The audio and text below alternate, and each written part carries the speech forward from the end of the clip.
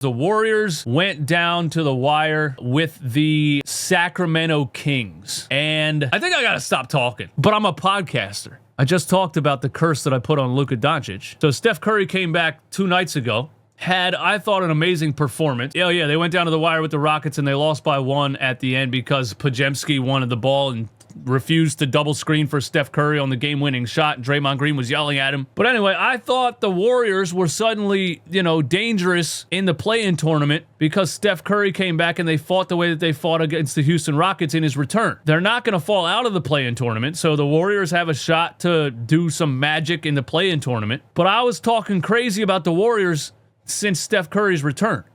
Last night, the Golden State Warriors went down to the wire with the Sacramento Kings, and they only won the game. Get this, guys. I gotta tell you this. I don't know if you saw the end of this. Jabaro, what's up, man? Love your content and streams, man. I'm new here, but I just want to say you're great. I appreciate that, man. Tell everybody, tell your friends. We're making this the biggest NBA channel on YouTube. I don't know if you saw the end of this game. The Sacramento Kings intentionally fouled to lose on purpose. You heard that right. The Sacramento Kings intentionally fouled to lose on purpose. Look. Let me find it. Steph Curry back-to-back 4-point plays. The Sacramento Kings intentionally fouled to lose on purpose. They won't show you this. They won't show you this on NBA highlights. They're just like, oh, then the Warriors scored this many points in the fourth, and Warriors win. That's all they say on the NBA highlights. They won't show you this on the NBA highlights. It was a 1-point game right here. With how much time left? Where's the scoreboard at? It was a 1-point game here with not much time left. And the Kings intentionally foul. And at first it looks like they intentionally fouled Steph Curry. The broadcast is confused. And by the way, did you guys know Doug McDermott is still in the NBA? He had 18 points in this game. Doug McDermott was trying to ruin the Kings' tank job. They were like, we signed Doug McDermott. We're trying to lose so bad. We signed a guy we didn't even know was still in the NBA. And all of a sudden, he turns into Dougie McBuckets from back in the day. Anyway, Doug McBuckets and Maxime Reynaud and a couple other Kings players ruined the Kings' tank job, so they intentionally foul on purpose to lose. Check this out. So there's the whistle. It looks like a foul on Steph Curry. The broadcasters were confused. Nobody knew what was going on because I don't think I've ever seen a team intentionally foul to lose a game on purpose. Listen. Eric Lewis has stopped it. He has a foul. Draymond's yelling, that's a take foul. It's on the Kings. The Warriors are shooting free throws. Now, I think they did it on purpose. The referee's confused. Draymond wants to take foul. He said, I think they did it on purpose. Did they make a play on the ball? Yeah, I mean, if they didn't make a play on the ball, this is going to be interesting. So, it's a foul, and it's a Sacramento timeout.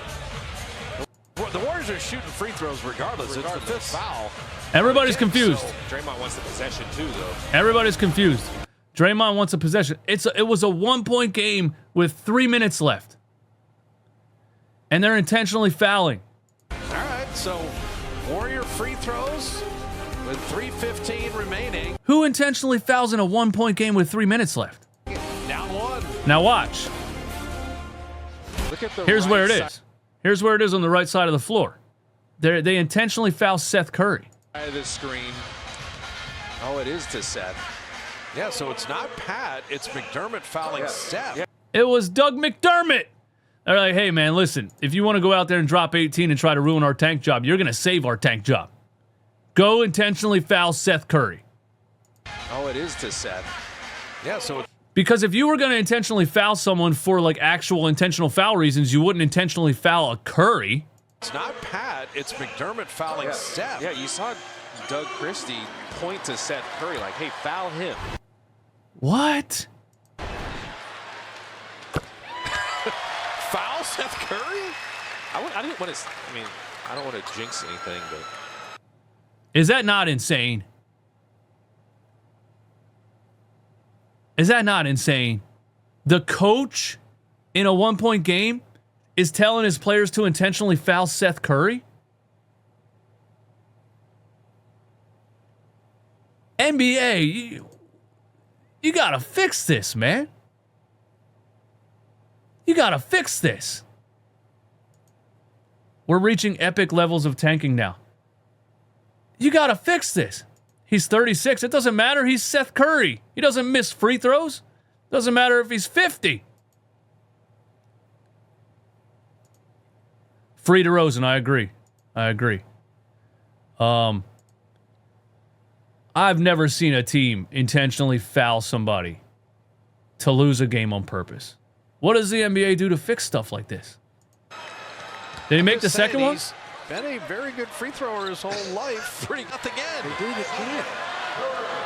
This is a really Crowd's going crazy. interesting strategy.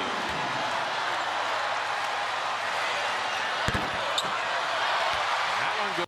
Makes them both. He made sure he got his legs into it because remember the last one. Wait, is he shooting again? Like you said, he came into the game 6 of 6 free throwing. He has not shot a lot. That's. There's no way they fouled him thinking he's a bad free throw shooter. His name is Seth Curry. This was egregious tanking. This was egregious tanking. And the NBA needs to find the Sacramento Kings. And they also need to let Demar DeRozan be an unrestricted free agent and go to whatever team he wants immediately. You need to find the Sacramento Kings for this intentional tank job.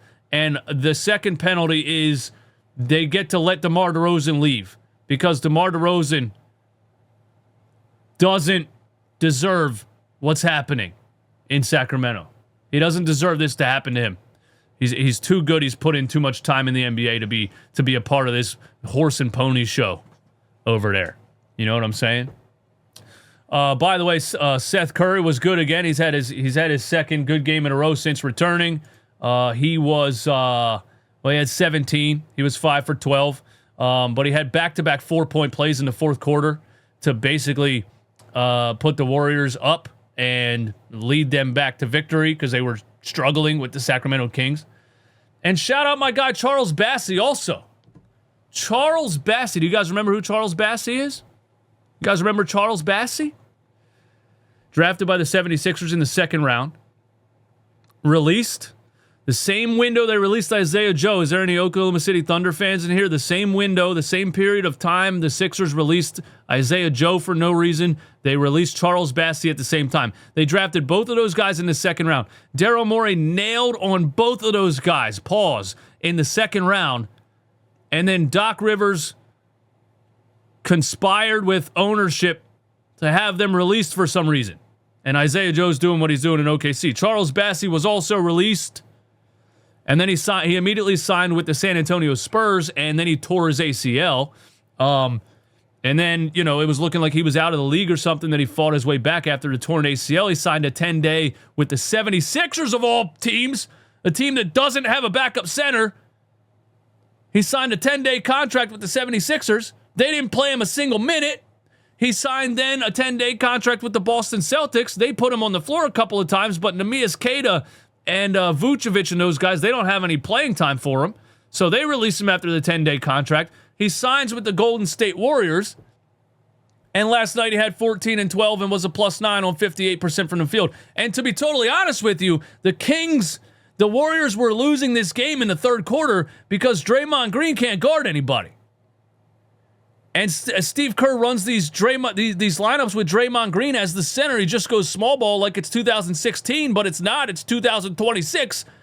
Draymond can't guard anybody. Maxime Reynaud was out there getting buckets, and other players on the Kings were just driving to the rim, and it was a layup line. The Warriors won this game because they put Charles Bassey in the game in the third quarter. Shout out my boy Charles Bassey, man. That's all I wanted to say. Hey, thank you guys for coming through, man. This was a lot of fun. We're going to do this every single day at 12 p.m. Eastern Time. Almost 200 people in here live. I appreciate all of you. Thanks for tuning in. I'll be right back here live again tomorrow at 12. So come on back. Thank you for interacting in the chat. Thank you for hitting the like button on this stream. Thank you for watching the clips of this stream on this channel. I'll see you soon. I'm out.